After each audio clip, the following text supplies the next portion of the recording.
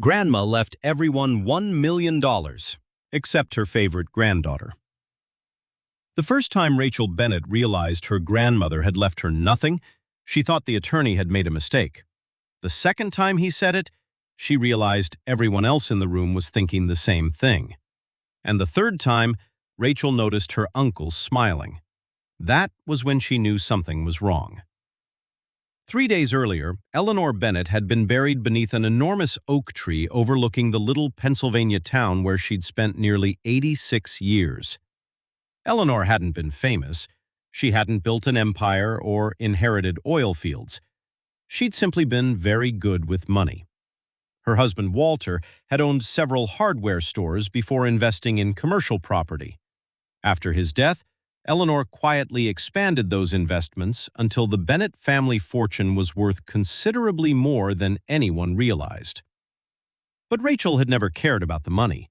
Eleanor had practically raised her. When Rachel's parents divorced, Grandma Eleanor had been the constant in her life.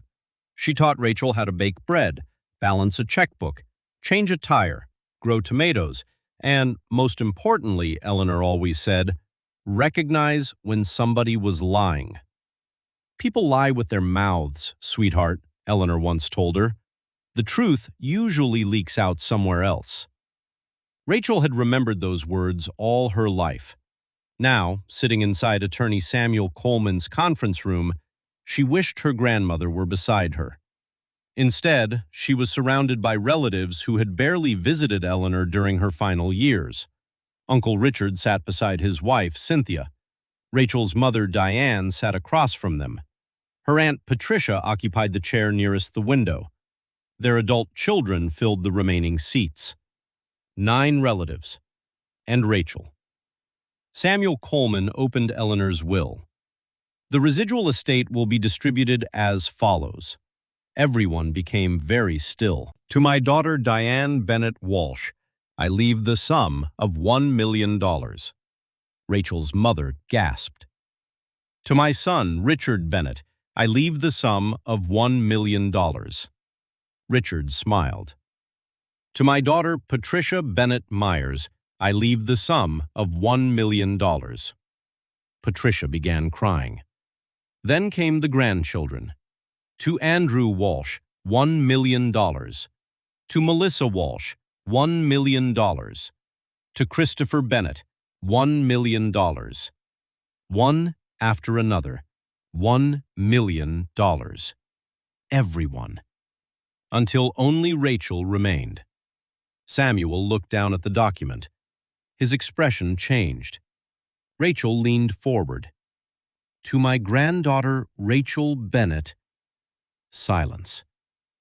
I leave no monetary inheritance. Rachel felt as though someone had punched her. Her mother turned toward her. What? Samuel continued. It is my deliberate intention that Rachel receive no portion of my financial estate. Nobody spoke. Then Uncle Richard leaned back. Well, Rachel looked at him. He tried unsuccessfully to hide his smile. Apparently, Mom had her reasons. Rachel stared at the table. Her grandmother had called her 3 times during the final week of her life. They had laughed, talked about old memories. Eleanor had told Rachel she loved her. Nothing had seemed wrong. There's something else, Samuel said. He reached beneath the table. It was an old wooden box. The room immediately became quiet again. Samuel placed it before Rachel. Your grandmother instructed me to give you this. Richard laughed. $1 million versus a cigar box. Richard, Diane snapped. Rachel ignored him. The box was scratched and faded. A tiny brass latch held it closed. Samuel handed Rachel a small key. Rachel unlocked it. Inside was a silver brooch, an old photograph of Eleanor and Walter, and a sealed envelope. That was all. Richard shook his head. Congratulations. Rachel opened the envelope. There were only 11 handwritten words inside. Rachel, don't let them know what I've given you. Trust no one. Her heart started pounding. What's it say? Her mother asked. Rachel folded the note immediately. Nothing. Richard leaned forward. Let me see. No.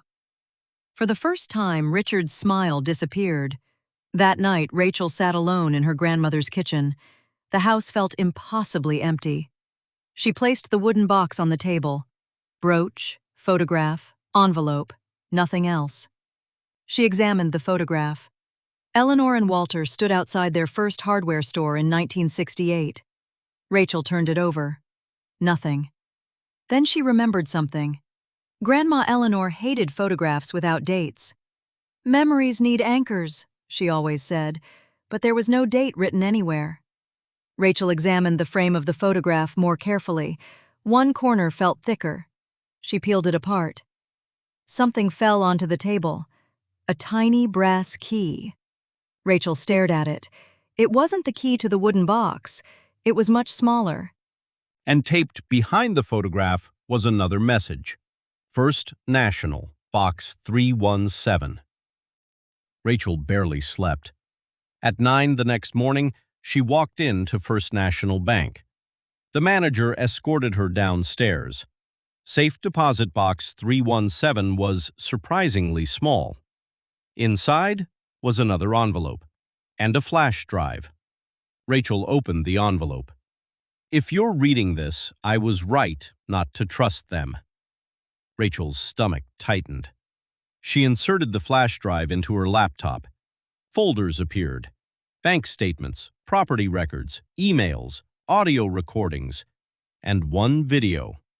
Rachel clicked it. Her grandmother appeared on the screen. She looked tired, but completely lucid. "Hello, sweetheart." Rachel covered her mouth.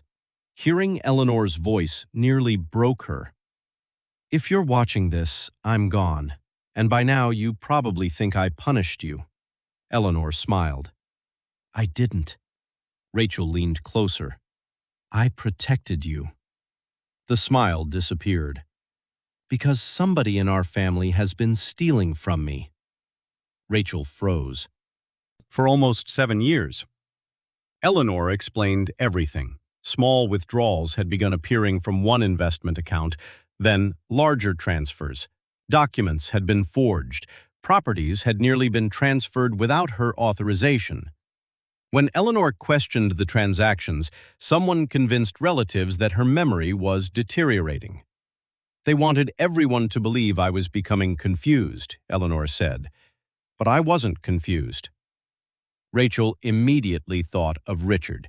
He handled much of Eleanor's financial paperwork.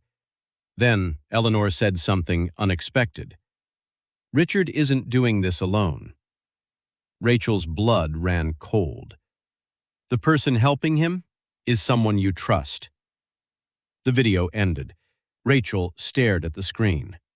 Someone she trusted. Her mother? Aunt Patricia? One of her cousins? Then someone knocked on the front door. Rachel closed the laptop. Another knock. "Rachel?" Her mother. Rachel exhaled. She opened the door. Diane stepped inside carrying coffee. "I've been worried about you." "I'm okay." "No, you're not." Diane hugged her. For a moment, Rachel wanted desperately to tell her everything. Then she remembered Eleanor's warning. Trust no one. Diane looked toward the kitchen. Her eyes stopped on the wooden box. "What did Grandma leave you?" "Just what everyone saw." Diane nodded, then asked casually, "Was there anything else behind the photograph?" Rachel went completely still. Diane apparently realized her mistake. "What?" Rachel stared at her mother. "I never told you there was a photograph." Silence. Diane's face changed, only slightly, but Eleanor had taught Rachel to recognize when the truth leaked out. Rachel stepped backward. "How did you know?" "Rachel, how did you know?"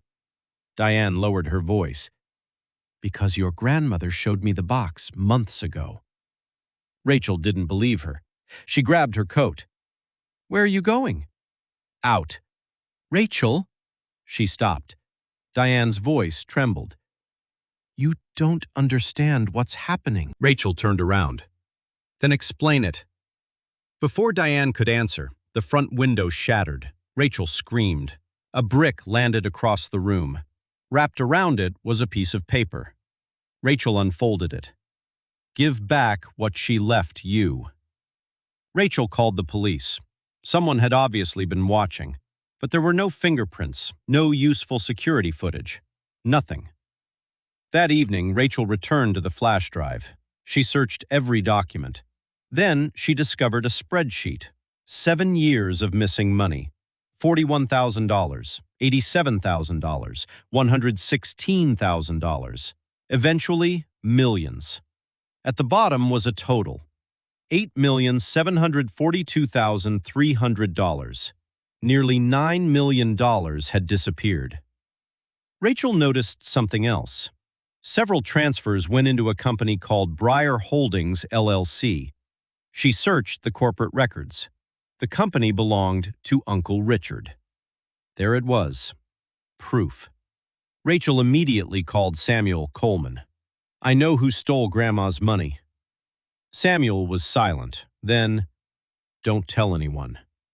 I have proof. Rachel, listen carefully. Don't go to the police yet. Why? Because there's something you haven't found. What? Your grandmother discovered the theft months ago. Rachel frowned. Then why didn't she stop it? Because she wanted to know how far it went. Rachel felt another chill. Samuel continued. And because Richard wasn't the person she was really trying to catch.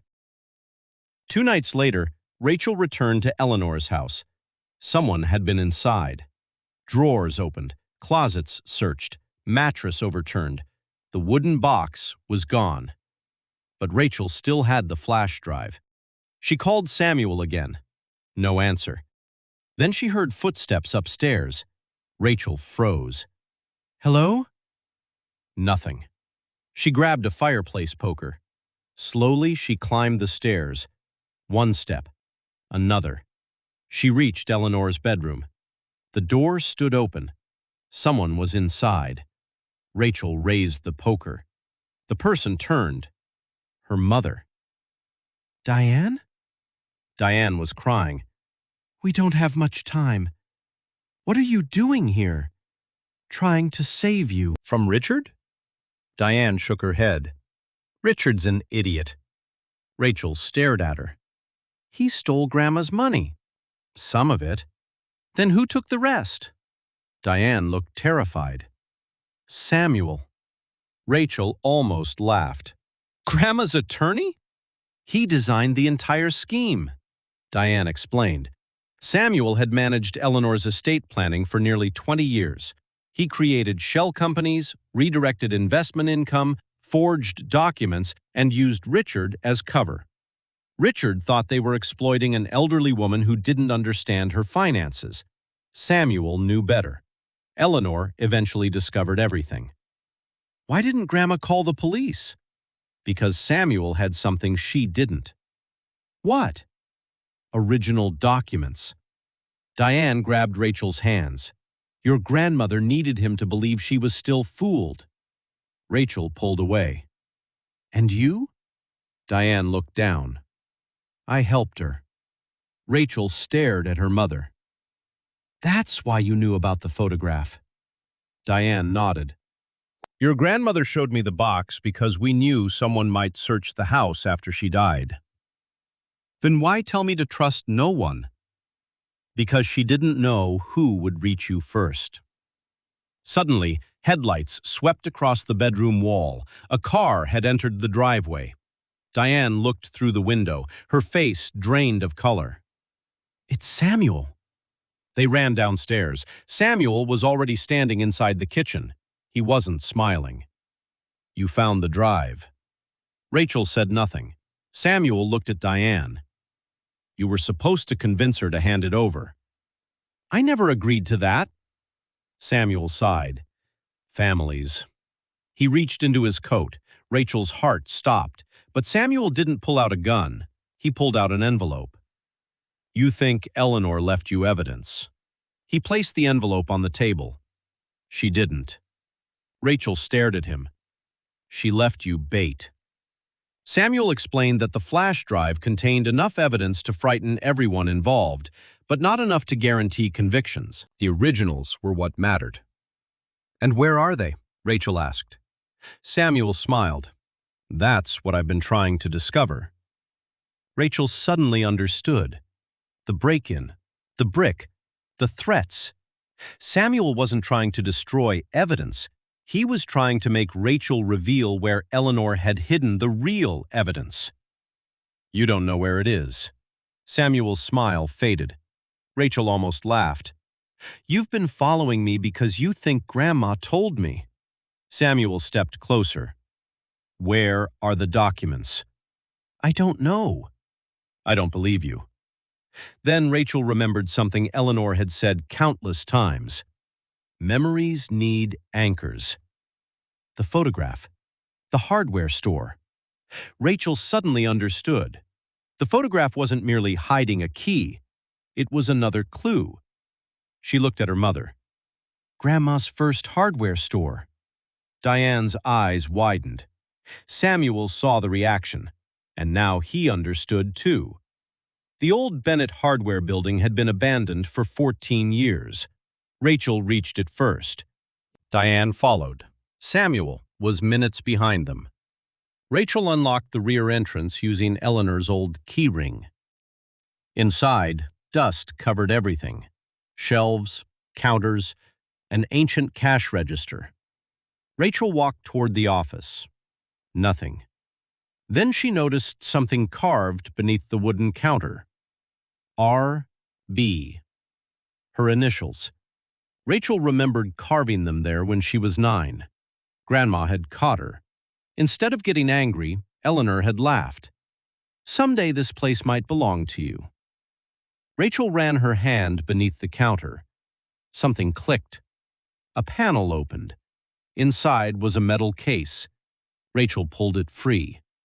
Documents, original contracts, bank records, recorded conversations, everything. But beneath them was another envelope. For Rachel. She opened it. The first sentence made her stop breathing. "This building and everything attached to it belongs to you." Rachel continued reading. Eleanor hadn't left Rachel $1 million. She had transferred something else to her months before her death. Bennett Property Holdings. The company that owned the family's remaining commercial real estate, 43 properties. Rachel whispered, "Oh my God." Diane looked at the paperwork. "How much?" Rachel found the valuation. $38.6 million. Footsteps sounded behind them. Samuel. He stopped when he saw the metal case. "It's over," Rachel said. Samuel smiled. "No, it isn't." Then red and blue lights exploded through the dusty windows. Samuel turned. Police vehicles surrounded the building. Federal investigators entered behind them. Rachel stared at her mother. Diane shook her head. "I didn't call them." A familiar voice came from the doorway. "Your grandmother did." Richard stepped inside. Rachel stared at him. Samuel looked stunned. Richard had been cooperating with investigators for 3 months. He had indeed stolen money, but when he discovered Samuel had manipulated him and had taken millions more, Richard confessed to Eleanor. Together they built the case. Even the hostility at the will reading had been deliberate. Richard needed Samuel to believe the family remained divided. Samuel stared around the room. Eleanor Bennett had orchestrated everything, even after death. 6 months later, Richard pleaded guilty to financial crimes and received a reduced sentence for cooperating. Samuel Coleman faced fraud, forgery, conspiracy, elder exploitation, and money laundering charges. Nearly all the stolen money was recovered. Rachel's relatives received their inheritances, $1 million each, exactly as Eleanor intended. Rachel received something entirely different. 43 commercial properties, a company, and a final letter. She sat beneath the enormous oak tree beside Eleanor's grave and opened it. My darling Rachel, if you're reading this, you finally know why I left you nothing. Money changes people when they believe they're entitled to it. I needed everyone watching the millions, and I needed nobody watching you. Rachel wiped away a tear. You were never the granddaughter I trusted least. You were the one I trusted most. Then came Eleanor's final lesson. Never measure what someone leaves you by the number written on a check. Sometimes the smallest box contains the greatest inheritance. Rachel folded the letter. She smiled. Then she noticed one final sentence written at the bottom, smaller than everything else. P.S. Before you sell the hardware store, check beneath the third floorboard behind the old register. Your grandfather never trusted banks. Rachel stared at the sentence, then laughed. Grandma! She stood and headed back toward town, because apparently Eleanor Bennett still had one more secret left to tell. If you enjoyed this story, hit the like button and please subscribe to our channel. Thank you.